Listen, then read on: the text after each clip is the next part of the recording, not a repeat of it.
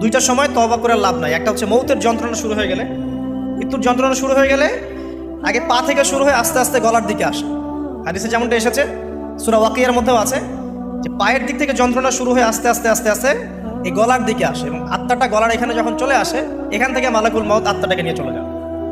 এবং চোখ দিয়ে তাকিয়ে থাকে মানুষ, রুহটা চলে গেলে মানুষ চোখ দিয়ে তাকিয়ে থাকে। দেখবেন এই কারণে মৃত ব্যক্তি তাকিয়ে থাকে, চোখ খোলা থাকে।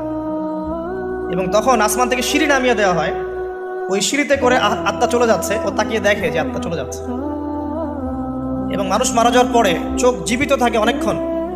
মেডিকেল সায়েন্স যারা পড়েছে তাদেরকে জিজ্ঞাসা করবে, মানুষ ডেড হয়ে গেলেও চোখ দেখবেন আরও কয়েক ঘন্টা